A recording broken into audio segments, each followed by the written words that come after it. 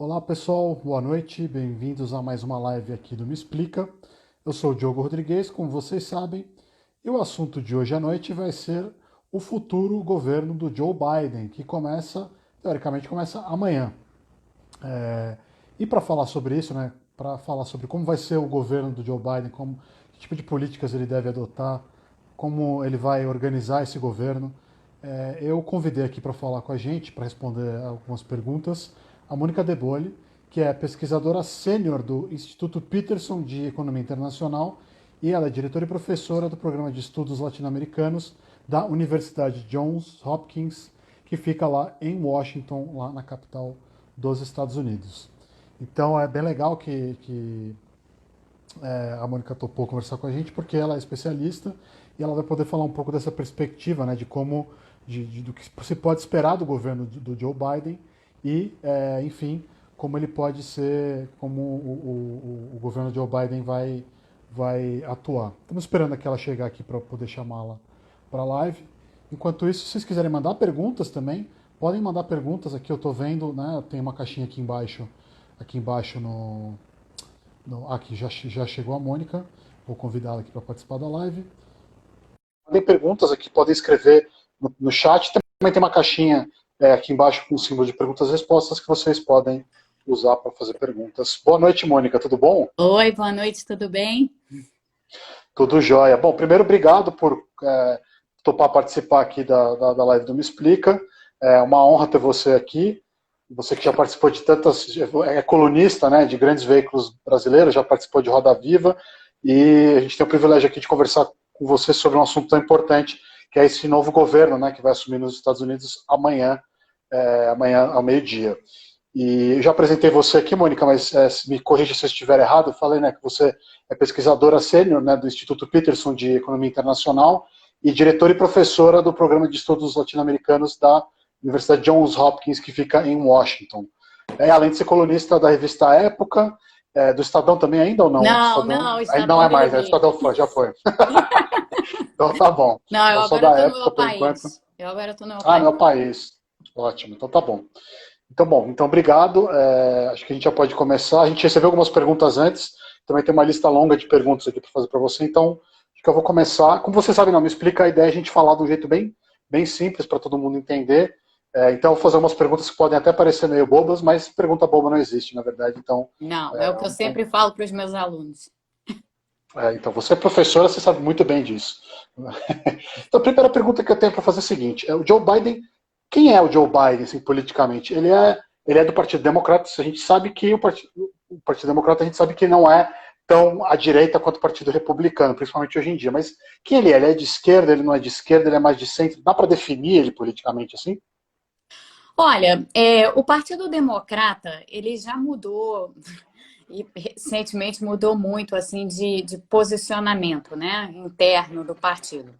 Então, digamos assim, na época que o partido era dominado pelos Clintons, na época do Clinton, o Joe Biden era um sujeito à esquerda do Bill Clinton e também à esquerda da Hillary Clinton.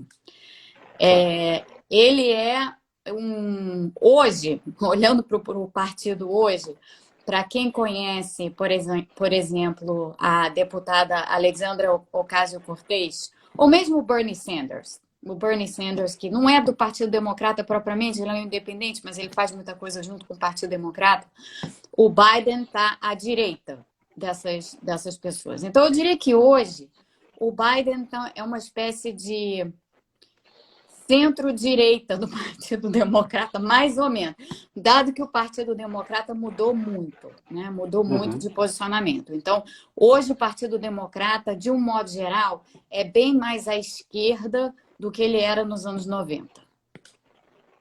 Entendi. Então dá para dizer que o Biden ele tem uma posição, digamos assim, mais é um democrata moderado, digamos assim, não é muito Ele é radical. exatamente isso. Ele é exatamente isso. E o que isso quer dizer em termos práticos para o governo dele?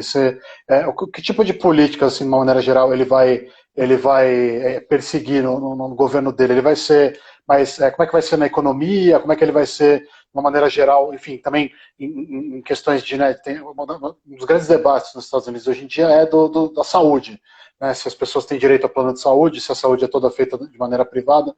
Como é que vai ser mais ou menos, assim, em linhas gerais, a atuação do Biden? Pois é, a gente tem colocado aí no meio dessa pergunta a pandemia, né? Seria provavelmente um governo com uma linha um pouco diferente do que vai acabar sendo se não tivesse pandemia. Tendo pandemia, vai certamente ser um governo que vai tentar fazer o possível para dar a sustentação lado proteção social que esse país aqui precisa. Porque, lembrando assim, que os Estados Unidos, dentre os países desenvolvidos, dentre os países maduros, como a gente chama, os Estados Unidos são o único país que não tem, na verdade, um sistema de proteção social provido pelo Estado, né? Então, isso que a gente vê na Europa, vários estados de bem-estar social e redes de proteção social e tal, aqui nos Estados Unidos isso não existe. Isso não existe na área de programas diretos atendendo a população, quer dizer, tem alguma coisa, mas é muito pouco, é muito pequeno, e não existe na área de saúde. O sistema de saúde aqui nos Estados Unidos é inteiramente privado. O Biden, quando foi vice do Obama, o Obama ergueu o Obamacare, né? O Obamacare era uma tentativa de tornar o sistema privado mais justo, porque, em sendo totalmente privado, é um sistema que exclui muitas pessoas, porque muita gente não tem condições de pagar um plano de saúde.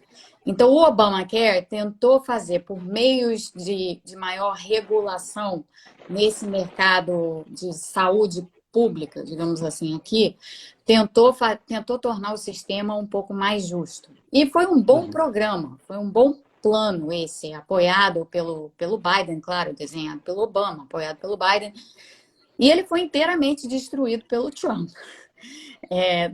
Logo de cara, assim, logo no primeiro ano do Trump, ele já deu, assim, criou vários abalos para o Obamacare. Hoje o que existe, o que restou do Obamacare, não atende à população. Então, a gente está de volta, mais ou menos, à estaca zero. Só não está totalmente de volta à estaca zero, porque a lei que criou o Obamacare existe.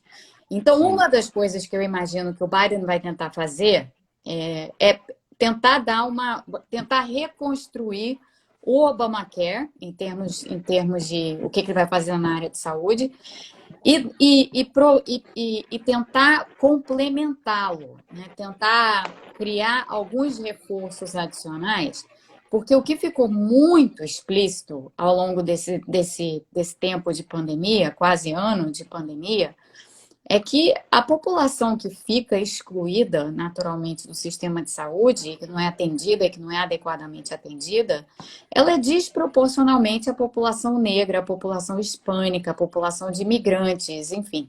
É muito desigual, você vê ali com muita clareza a imensa desigualdade que existe. Então, o Biden, como ele foi eleito por uma coalizão bastante plural em termos de composição, né, de quem foram os eleitores dele e quem é que apoia hoje o Partido Democrata, ele vai precisar dar uma resposta a esses desafios na área de saúde. Agora, ele se mostrou sempre contrário, e isso ele deixou bem claro na fase da campanha, ele não é a favor do que se chamava aqui do Medicare for All. O Medicare for All era o plano que vários democratas defendiam, Bernie, mais outras, inclusive a própria Kamala Harris, a vice-presidente, que era uma espécie de vamos criar um SUS para os Estados Unidos, entendeu? Vamos transformar todo o sistema de saúde. Ele não é a favor disso, não se mostrou favorável a isso e não vai caminhar nessa direção, até porque ele já vai ter outros enormes desafios para além desse, né? Interessante você falar da Kamala Harris, até perguntaram aqui no chat já sobre ela. Ela é, digamos assim, aparentemente ela é de uma ala um pouco mais à esquerda do que o Joe Biden, né? Como é que ele conseguiu atrair a Kamala Harris para o governo dele? né? Enfim, ela vai ter uma atuação. Eu vi em algum lugar, eu também gosto de ler bastante sobre os Estados Unidos, que ela seria, digamos assim, ela seria alguém para ficar em cima dele, para ele não ficar em cima do muro demais, para puxar ele para a esquerda. É mais ou menos isso mesmo, o papel da Kamala Harris? Como é que ela vai funcionar nesse governo? Como ela vai atuar? Porque o Biden, além dele ser uma figura mais moderada, ele também é uma figura muito conciliadora. Assim. Então, você me perguntou de início quem é o Biden. O Biden é uma pessoa que está há mais de 4 décadas atuando na vida pública. Ele foi assim, membro do Congresso durante boa parte da vida dele. E atuou já junto com vários do que ainda estão no Congresso hoje em dia, tanto do lado democrata quanto do lado republicano. Ele já atuou junto ao Bernie Sanders, já atuou junto ao Mitch McConnell, que é o líder, é a principal liderança republicana dentro do Congresso, né, no Senado em particular. E, como tal, ele é um sujeito conciliador. Ele sempre foi visto como um político que conseguia conciliar visões do Partido Democrata e costurar acordos com o Partido Republicano. A Kamala Harris foi uma escolha muito interessante da parte dele para a vice-presidência, por várias razões. É claro que tem todas as razões étnicas, né, culturais e tal, o fato dela ser mulher, o fato dela ser jovem, todas essas coisas, o fato dela ser negra, o fato dela ser filha de imigrantes, enfim, tem um simbolismo grande, bem marcado aí. Mas, por outro lado, ela é uma pessoa que não é tão conciliadora quanto o Biden e faz uma boa ponte com a ala jovem do Partido Democrata, que é uma ala posicionada bem mais à esquerda do Biden. Então, é essa ala aí liderada pela Alexandra Ocasio-Cortez e outras, né? É curioso porque elas são todas, as que sobressaem são todas mulheres. Então, é uma ala muito jovem, é uma ala fundamentalmente feminina, é uma ala com uma enorme vitalidade, sem nenhum medo de enfrentar assim, os políticos do chamado establishment, né, que já estão no Congresso há muito tempo. E elas fazem barulho, assim, eu acho que elas fazem barulho e fazem barulho muito bem. E a Kamala é quem vai ter que, mais ou menos, fazer a ponte ali entre o Biden conciliador, um sujeito mal ou bem de outra geração, acostumado com política de outra geração, e essa ala jovem do Partido Democrata, que é, na realidade, a promessa do partido, né? O partido está claramente se encaminhando para que essa ala jovem mais progressista e um pouco mais à esquerda tome as rédeas do partido em algum momento. Interessante. E já saíram algumas notícias, né, a respeito dos planos que o Biden tem já para o primeiro dia, né, de governo, de emitir alguns decretos para tentar desfazer várias das coisas que o Trump fez, né? Uma das coisas é essa restrição, né, de viagem de pessoas de países que são considerados, entre aspas, terroristas, enfim. O que eu queria te perguntar é o seguinte: quais são as coisas que claramente assim, o Biden vai tentar mudar? Você já falou também do Obamacare, de voltar. Qual é a missão do Biden nesse começo, assim, de o que ele vai tentar, como é que se fala, desfazer do governo Trump, se que ele puder? Teve muita coisa que o Trump fez por decreto, né? O que a gente no Brasil chamaria de medida provisória, só que aqui é decreto mesmo, porque não precisa passar por nenhum tipo de aprovação pelo Congresso. Então, teve muita coisa que o Trump fez nos primeiros dias dele no governo que ele simplesmente fez por decreto. E dentre essas coisas estão as diversas atitudes que ele tomou em relação aos imigrantes. Então, essa questão aí dos imigrantes de países islâmicos, países islâmicos selecionados, que foram colocados numa lista negra, e, portanto, essas pessoas impedidas de entrar nos Estados Unidos.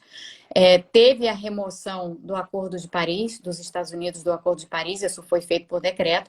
Teve a remoção dos Estados Unidos do TPP, que era o Acordo Transpacífico de Comércio que o Obama havia feito e que teria resultado aí num enorme bloco comercial com super potencial. O Trump retirou os Estados Unidos desse acordo. Todas essas coisas o Biden vai tentar reverter. E ele pode reverter por decreto. Então, por exemplo, colocar os Estados Unidos de volta no Acordo de Paris ele pode fazer isso por decreto. Tentar posicionar os Estados Unidos dentro do TPP, agora vai ser mais difícil, porque depois que os Estados Unidos saíram do TPP, os países membros renegociaram o acordo em termos que não são necessariamente favoráveis mais para os Estados Unidos. Então, mesmo que os Estados Unidos queiram entrar no TPP novamente, eles vão ter que agora acatar o que existe, né? Então, essa parte ela é um pouco mais complicada.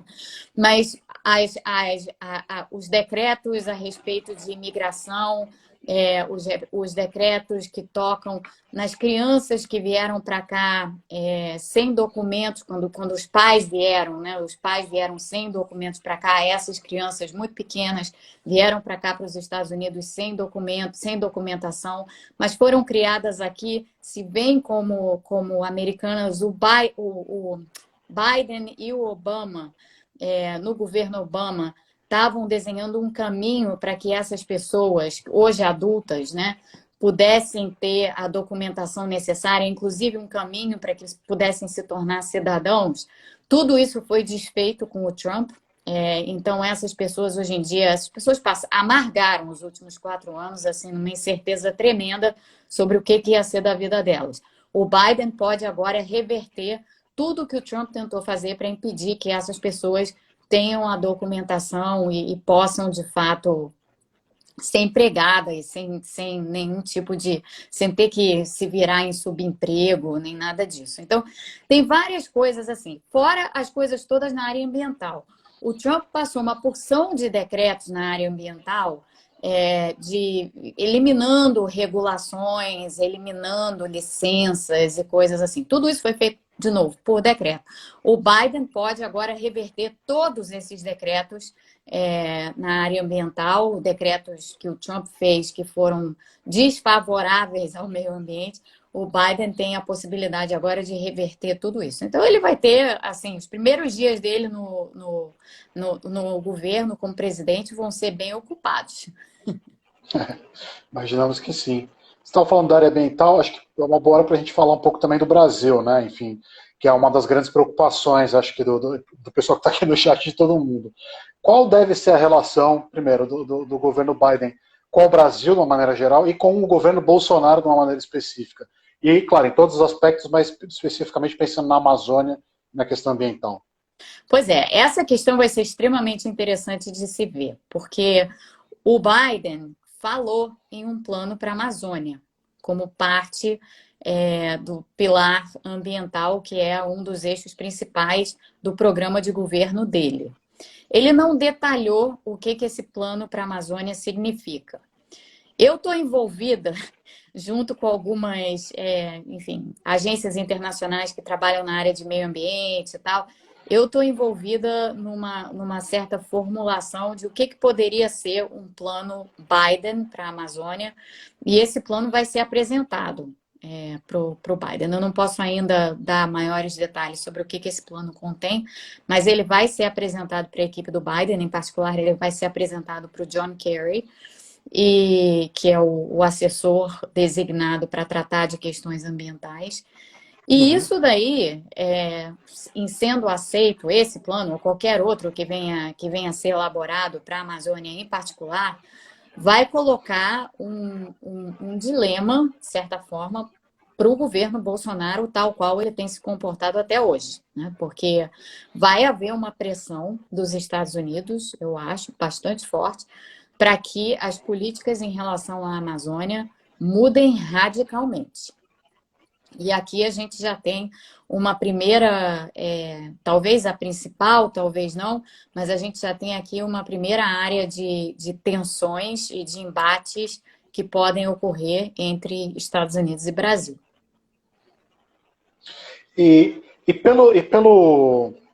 Por enquanto, né, o Biden já indicou alguns dos nomes, né, da equipe ministerial dele. Enfim, nos Estados Unidos é um pouco diferente, né, os termos, mas enfim, da equipe de governo dele. Por enquanto, do que a gente viu até agora, dá para saber mais ou menos o que o Biden pensa do governo brasileiro, ou como será essa relação, se vai ser uma relação boa, se vai ser uma relação atribulada pelas pessoas que ele escolheu? Vai ser bem atribulada. Vai ser bem atribulada, não tem nem meias palavras para isso. Vai ser bem atribulada, porque se tem uma coisa que essas pessoas, em particular, muitas das quais eu conheço por meio do Instituto, né?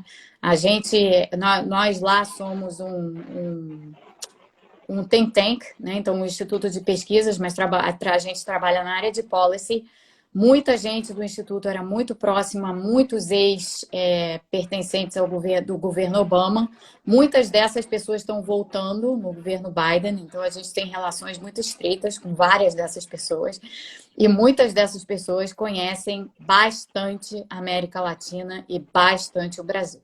E o Brasil está sendo visto por não só essas pessoas, mas por boa parte do Partido Democrata com horror. Não dá para exagerar. Realmente essa a palavra. Está sendo visto com horror. Esse governo é visto com horror. Então, para o Bolsonaro, vai ser complicado. Vai ser difícil. As relações com os Estados Unidos vão estremecer. E vão estremecer bastante. Porque ninguém aqui, depois de ter passado, principalmente depois de ter passado por 4 anos de Trump, ninguém quer ter qualquer tipo de envolvimento amigável com uma pessoa que não só se espelhou no Trump, mas foi defensora do Trump ao longo dos últimos anos. É assim que o Bolsonaro é visto. E agora, assim, continuando um pouquinho nesse assunto, com o Trump no poder, o governo Bolsonaro tinha um aliado, digamos assim, um forte aliado, né, no cenário internacional. Agora, sem o Trump, o que a gente já sabe, o que você está contando é que o Brasil vai ter muito mais dificuldade de conseguir, enfim, acesso ao governo americano. Quais são os prejuízos para o Brasil na prática, isso, tanto aqui dentro quanto fora? O que a gente perde com isso, com essa relação difícil entre os dois países, os dois governos? A gente até já começou a ver isso um pouco, né? Porque a gente teve essa saída da Ford do Brasil, a Ford que está no Brasil há 102 anos, já passou por diversas crises no Brasil, convulsões, ditadura militar, tudo isso, e ainda assim permaneceu no país e nunca saiu. Dessa vez saiu. Permaneceu na Argentina, permaneceu no Uruguai, mas saiu do Brasil. Mercado grande, era um mercado importante para a Ford. Por que a Ford saiu? Bom, vários motivos, mas é claro que dentre eles tem um dos motivos, não talvez o principal, mas um dos motivos certamente passa pelas dificuldades que vão existir pela frente para que os países trabalhem conjuntamente, né? Então a gente já até viu um primeiro sinal assim de coisas que podem vir a acontecer. Para além disso, o Brasil vai enfrentar um problema geopolítico brutal, porque até recentemente o Bolsonaro e o Ernesto Araújo fizeram e aconteceram no cenário internacional e com países antes aliados e tudo, trataram todo mundo mal, porque acharam que tinham as costas quentes protegidos pelo Trump e pela relação suposta que havia com o Trump. Sempre foi uma fantasia isso um pouco, tá? Porque o Trump nunca deu a mínima para o Brasil na realidade. Mas havia essa fantasia na cabeça do Ernesto Araújo, na cabeça do Bolsonaro, na cabeça dos filhos do Bolsonaro, de que o Brasil podia, enfim, irritar vários parceiros e aliados, porque no fim das contas tinha os Estados Unidos. Isso acabou. Isso acabou. Então, um dos problemas geopolíticos grandes para o Brasil hoje é que o Brasil está totalmente desguarnecido, não tem ajuda de ninguém. Não será o governo Biden a ajudar o Brasil, certamente não será. E a gente já está vendo alguns sinais dessa política internacional, dessa política externa, completamente sem pé nem cabeça, ou, digamos assim, uma política externa que foi claramente contrária aos interesses nacionais, a gente já está vendo a repercussão disso no Brasil, né? Com as notícias de hoje sobre as doses das vacinas que haviam sido supostamente compradas da Índia e que a Índia já disse que não vai fornecer, e, para além disso, os problemas que o Brasil está tendo para conseguir os insumos, ou o insumo, no caso, para a fabricação da Coronavac no Brasil, porque esses insumos vêm da China e o Bolsonaro nos fez o favor de criar várias rusgas diplomáticas com a China. Então, essa é a situação que nós estamos. Assim. Tem um risco não desprezível do Brasil ficar geopoliticamente isolado do resto do mundo a partir do meio-dia de amanhã. Bem preocupante, né? Interessante e preocupante. Agora, voltando um pouco para a questão interna dos Estados Unidos, né, a gente sabe que uma coisa que eu achei bem interessante foi esse processo de impeachment que decidiu, né, que a Câmara, a Nancy Pelosi, a presidente da Câmara dos Deputados americana, decidiu levar adiante, mesmo com o governo do Trump acabando, né, no fim, estava bem no fim, ela decidiu mover esse processo. O que ele significa na prática? Ele não vai conseguir tirar o presidente do poder, porque não vai dar tempo, mas o que se quer com esse processo de impeachment? Bom, tem um objetivo, né? O processo de impeachment tem por objetivo, no fim, chegar a um julgamento no Senado em que o Trump seja condenado e tenha os seus direitos políticos removidos. Então, a intenção é essa. E também havia, quer dizer, junto com isso, o que aconteceu aqui no dia 6 de janeiro, a invasão do Capitólio, aquela baderna, arruaça e atos de terrorismo, inclusive, porque morreram pessoas, né? Morreram 5 pessoas naquilo, e não à toa, depois daquilo, essa cidade aqui está cheia, lotada de segurança, as ruas estão todas fechadas, você não consegue chegar a lugar nenhum no centro de Washington, porque está tudo fechado, e com um tanque na rua, inclusive. Então, parece assim, eu que vivi o pós-11 de setembro aqui, as cenas no centro de Washington lembram um pouco o pós-11 de setembro, com a diferença de que também não tem gente na rua por causa da pandemia. Então, é um cenário assim, meio aquela coisa assim que dá um certo choque assim, quando você vê, né? Mas, enfim, o que está colocado... Eu me perdi no que eu estava respondendo para você. Tudo bem, tudo bem. Se quiser, eu posso fazer uma outra pergunta e a gente vai Não, conversando. volta nela, Não, porque eu ia emendar um bom, pensamento no não, outro. eu te perguntei, o que eu te perguntei é sobre esse impeachment, né? O que se Ah, quer com sim. esse impeachment? Então, o ponto que eu ia fazer era exatamente esse. Isso tudo foi muito chocante, tem sido muito traumático, assim, ter visto aquelas cenas e ter visto o que resultou delas e as investigações que estão ocorrendo agora, né? As pessoas que estão sendo presas e tal, as pessoas que participaram pelo lado, inclusive, da Guarda Nacional, algumas pessoas associadas aí a grupos extremistas que estão sendo... enfim, estão passando aí por um processo de investigação por parte do FBI e do FBI, né, e tudo, todo esse processo muito traumático. Então, assim, não havia como o Congresso não fazer absolutamente nada. Alguma coisa precisava ser feita. E, muito claramente, houve incitação à violência pelo Trump, nos dias que antecederam a invasão e no próprio dia da invasão, né, no dia 6 de janeiro. Tanto assim que o impeachment aqui correu muito rápido. E o processo de impeachment aqui é bem diferente do que ele é no Brasil, porque você não precisa ter um relatório extenso, detalhando todos os senãos e porquês e vírgulas e não sei mais o que, de por que se você está pedindo impeachment. Não, basta um artigo de impeachment que se enquadre no que a Constituição americana define como high crimes, crimes de alta relevância, né? E pronto, e a coisa já segue. Então, a Câmara fez, de fato, o impeachment, então o Trump efetivamente já foi impeached 2 vezes, o primeiro presidente a ter sofrido 2 processos de impeachment, e agora o encaminhamento é para o julgamento no Senado. As lideranças republicanas principais deram já toda a abertura para que esse julgamento aconteça. Então, ao que parece, vai ser bem diferente do que no primeiro impeachment do Trump, onde, essencialmente, os republicanos jogaram a convicção e a condenação pela janela. Não está claro que vai ser assim dessa vez, e se por acaso a condenação ocorrer, o intuito é, de fato, remover os direitos políticos do Trump para que ele não possa ser candidato em 2024. Isso interessa aos republicanos, a uma parte dos republicanos. Olha só, interessante.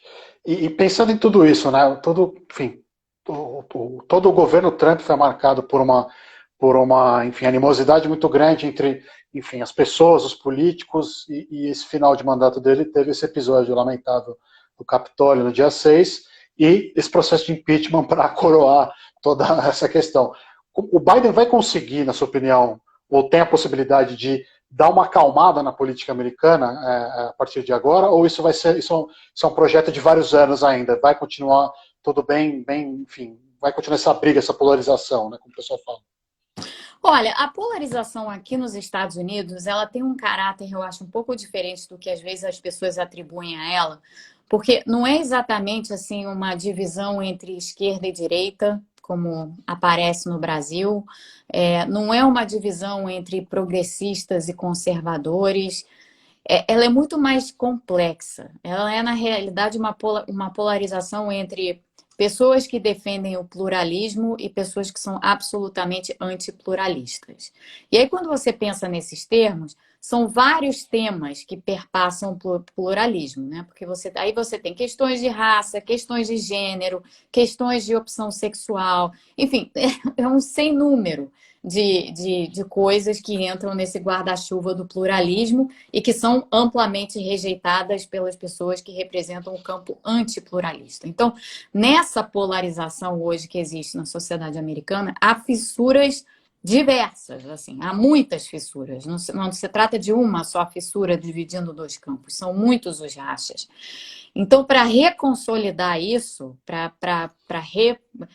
não reconsolidar completamente, porque vai existir sempre uma ala antipluralista, mas para consolidar pelo menos um pouco do que é consolidável, isso aí é um trabalho de anos, é um esforço de anos, sem dúvida nenhuma. Não vai ser o governo Biden que vai dar a solução para os problemas profundos que tem essa sociedade daqui.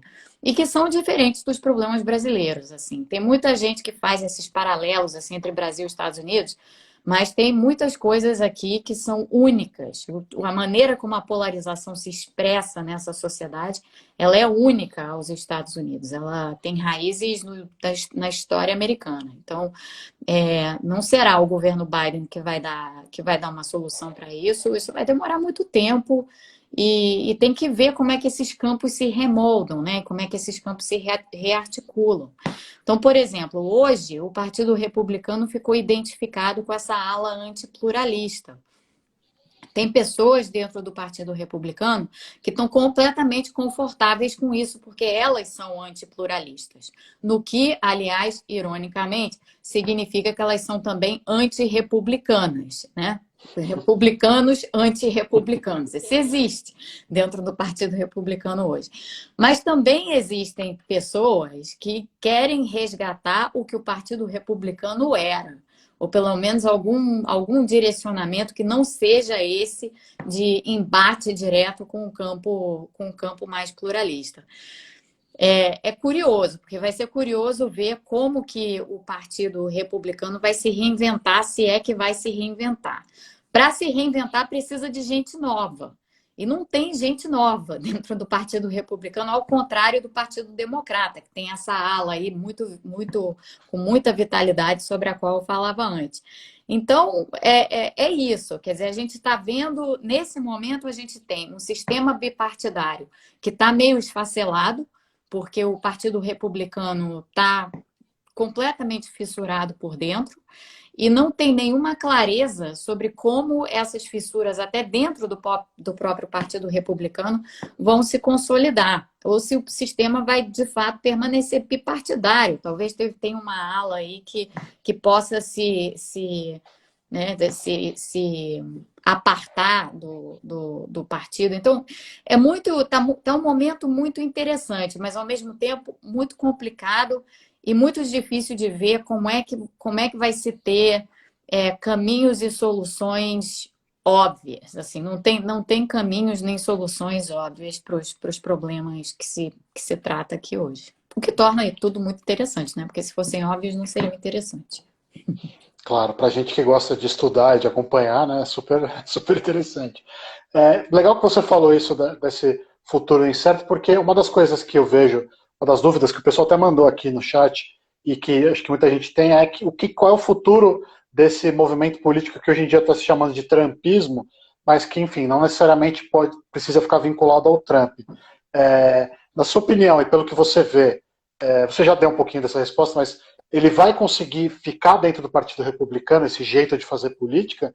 Ou talvez tenha uma tendência desse movimento se descolar, criar um novo partido novo, ou, enfim, se agregar em torno dos independentes?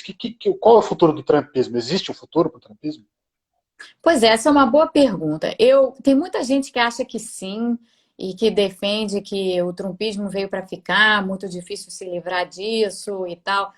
Eu não tenho tanta certeza, porque o trumpismo, na verdade, isso sempre, assim, desde o início, desde a campanha em 2016, eu me lembro de olhar para o Trump na televisão e, apesar do cabelo, da cor dos olhos, da pele, enfim, não serem latinas, eu via no Trump um caudilho. O Trump é um caudilho.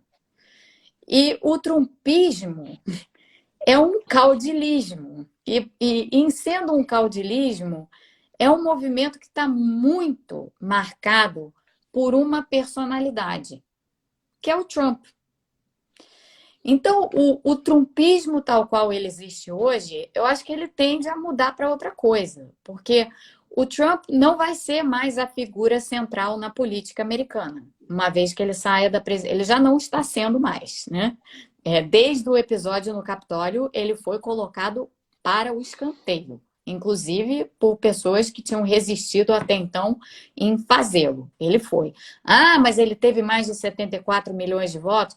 É verdade, mas muitos desses votos não foram porque gostam do Trump, foram porque não gostam dos democratas. Então, a gente tem que contextualizar isso. E eu acho que muitos desses 74 milhões de votos ficaram bem arrependidos ao ver o que aconteceu no Capitólio, porque a sociedade americana, de um modo geral, não tolera esse tipo de coisa que a gente viu acontecer no Capitólio. Então, assim, pensando o que vai ser do Trump depois que ele sair da presidência? Ele vai virar o quê? Ele vai ser o quê? Ele vai aparecer aonde? Ele vai fazer barulho como? Se ele for julgado pelo Senado, se ele forem removidos os direitos políticos dele, ele se coloca como? Porque ele deixa de ser uma figura política nesse caso, né? De relevância. Ou se isso não acontecer, mas tem diversas investigações correndo aqui em torno do Trump. E tem uma investigação enorme em Nova York a respeito, envolvendo várias coisas do Trump, inclusive negócios do Trump e tal. Então, e se ele for indiciado? E se ele for preso? Porque todas essas hipóteses são plausíveis. Então, eu acho que assim, o futuro dele, pós-presidência, é um futuro complicado, não é fácil. Ele não vai ter uma colocação fácil. E ele tem 74 anos, né? Vai fazer 75. Então, assim, eu acho que ao longo do tempo ele tende a assumir como figura central e vai aparecer outro, é claro. Mas o outro que aparecer não vai ser um Trump, vai ser uma outra coisa, né? Então, esse campo antipluralista, ou ele vai se fragmentar, ou ele vai se consolidar em torno de uma outra figura. Quem é essa outra figura? Ninguém sabe, porque nenhum dos filhos do Trump é capaz de assumir esse tipo de liderança. Eles não têm perfil para isso. Nenhum deles. Nem a Ivanka. Nenhum. Uhum. E fora disso, não tem nenhum político no Partido Republicano, nem dentre esses mais doidinhos aí que estão aí atrelados aos movimentos de extrema-direita, não tem ninguém que tenha a capacidade do Trump de fazer o que ele fez, assim, de se representar como um caudilho latino-americano. Então, eu acho que a tendência é que, até que surja uma pessoa assim, o trumpismo em si vai desaparecer. Entendi. Eu li um livro recentemente muito interessante que você deve conhecer, que chama Os Engenheiros do Caos, né, que fala sobre essa articulação, né, de vários. Enfim, fala sobre ele foca bastante na Itália, mas fala sobre essa ideia de que existe um movimento de direita, ou, enfim, internacional, que inclui o Trump, né, o Bolsonaro e políticos na Itália, e estaria, enfim, agregado de uma certa maneira em torno de um cara chamado Steve Bannon, né, que é um ex-jornalista que virou um estrategista político. Você acha que o Steve Bannon, esse tipo de movimento, tem toda essa influência que a gente acha que tem na política brasileira e internacional, ou é uma ilusão isso? Não. Tem um movimento nacional populista no mundo. Tem. Isso a gente não vai dizer que não existe, porque existe. Esse movimento nacional populista tem o tipo de força, de engajamento, de até coadunação, né, entre esses diversos líderes que o Steve Bannon achava que ia conseguir ter. Não tem. Não tem. Tanto assim, isso ficou, eu acho, muito evidente nas eleições do Macron, quando ele disputou a presidência com a Marine Le Pen. A gente via muito claramente o discurso da Marine Le Pen, que supostamente era a nacional populista preferida do Bannon, né? O discurso dela desviou completamente do nacional populismo nativista, por exemplo, na França. Ela não tinha essa visão de condenar imigrantes ou condenar acordos internacionais da mesma forma que outros líderes nacional populistas tinham. Então, eu acho que existe aí muita retórica em termos desse nacional populismo ser tão bem articulado, mas essa retórica não corresponde à prática. No fim, o que acabou acontecendo foi que vários líderes oportunistas que se identificavam com o ideário nacional populista pipocaram mais ou menos ao mesmo tempo e se espelharam na imagem do Trump. Eu acho que isso daí ficou claro no Bolsonaro, ficou claro pouco no Narendra Modi, embora ele tenha a sua própria maneira de ser, na Índia, ficou claro certamente com o Duterte, nas Filipinas, e menos claro com o Orbán, porque o Orbán já era um líder que estava, enfim, articulando esse movimento em torno de si por lá, mas eles não se conversam, não existe uma rede de nacional-populistas, não existe isso. Entendi, entendi. E para terminar, eu vou fazer uma pergunta bem fácil, que é o seguinte: tem uma filósofa que eu gosto bastante, que fala de política, ela chama Nadia Urbinati, e ela Gosto muito inclusive da dá aula. Albinati também. Ela é muito bacana, eu li bastante algumas coisas dela, e ela fala, uma das coisas que ela fala, já estava falando há bastante tempo, é que existem várias maneiras de você, digamos assim, de você causar danos às democracias. Não necessariamente você precisa dar um golpe, não necessariamente você precisa, enfim, fazer alguma coisa formal, né, tão óbvia assim, né, como, enfim, como dar um golpe de Estado, ou colocar o exército no poder, ou qualquer coisa do tipo. O que eu queria saber de você é o seguinte, a pergunta final bem facinha. O Trump conseguiu causar danos à democracia dos Estados Unidos de fato, assim, coisas que são irreversíveis, ou não? Eu acho que ele conseguiu causar abalos, sem dúvida alguma. Eu acho que todo esse questionamento, por exemplo, a respeito das eleições, dizer que as eleições foram fraudadas, que o voto por correio é fraude, que, enfim, é muito fácil você fraudar as eleições nos Estados Unidos. Eu acho que essas mensagens aí todas, né, essa tentativa toda dele de reverter o resultado a seu favor, gerou um abalo. Gerou um abalo, gerou uma desconfiança por parte do eleitor no processo eleitoral mesmo, ainda que as evidências digam outra coisa, né? E ainda que até as autoridades republicanas de estados que acabaram elegendo o Biden, a própria postura dessas pessoas em dizer, olha, não teve fraude, não aconteceu nada e tal, tarará. Hoje a gente não se move mais tanto, as pessoas, de modo geral, não se movem tanto por evidências, né? Elas se movem por imaginários e fantasias. Eu acho que essa fantasia que o Trump ele governou ao longo dos últimos 4 anos no mundo de fantasia. Ele, de fato, criou uma realidade alternativa e nessa realidade alternativa ele captou mentes e corações, foi o que ele fez. E ao fazer isso e usar, no fim, essa realidade alternativa para colocar em dúvida o sistema eleitoral dos Estados Unidos, isso é um grande abalo. Isso é um grande abalo. Assim, é um abalo de confiança.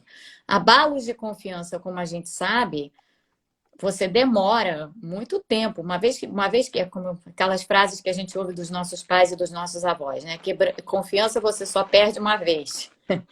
Eu acho que nesse caso não é bem assim, mas reconquistar a confiança do eleitor vai ser um trabalho árduo para democratas e republicanos. Os republicanos que ajudaram a criar essa realidade alternativa, fantasiosa, de que houve fraude nas eleições, vão ter problema.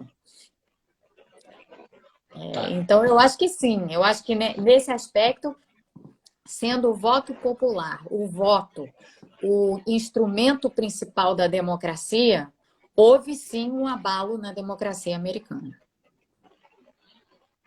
Interessante. Bom, Mônica, muito obrigado pela conversa, foi muito legal, muito esclarecedor. O pessoal que está agradecendo também, elogiando, dizendo para salvar a live, vai ficar salvo aqui, fiquem tranquilos, para todo mundo assistir depois, para você depois. Enfim, de novo, obrigado e que tudo fique bem aí em Washington. E, enfim, se quiser deixar alguma mensagem final, quiser divulgar alguma coisa, sua coluna na época, enfim, é muito bacana. Bom, então eu vou fazer isso. Eu escrevi, acho que muitos já viram, mas eu escrevi uma coluna para a época na semana passada, falando em particular sobre essas convulsões aqui na democracia americana. Tem uma visão um pouco fora do senso comum do Brasil sobre as coisas que aconteceram aqui. Então, isso. Queria dizer também às pessoas que amanhã não tem mais Trump, está acabando, falta pouco. Às 8 horas da manhã ele sai daqui. Ele vai embora às 8 da manhã, então amanhã eu vou acordar mais cedo do que isso, mas está quase na hora assim, de ver o Trump embora de helicóptero, que vai ser fenomenal. E eu queria deixar aqui para as pessoas o seguinte recado: olha, as coisas começam e as coisas acabam. O que significa que aqueles que têm esperança ainda de que o governo Bolsonaro vai acabar, alimentem essas esperanças, vai acabar. Então, essa é a minha mensagem final. O Trump acabou, o Bolsonaro vai acabar também. Tá joia. Então, tá bom, Mônica, muito obrigado. Boa noite para você, bom trabalho aí nos próximos anos. E, enfim, obrigado, gente, por terem participado da live, todo mundo conversando bastante aqui no chat. Semana que vem, na quarta-feira, tem mais uma live, e o tema não tem nada a ver com o que a gente falou hoje, vai ser sobre cerveja. Vai ser bem legal também. Para a gente relaxar um pouquinho, né? Então tá bom, Mônica. Boa noite. Obrigado. Tchau, boa tchau, noite, gente. super obrigada. Tchau.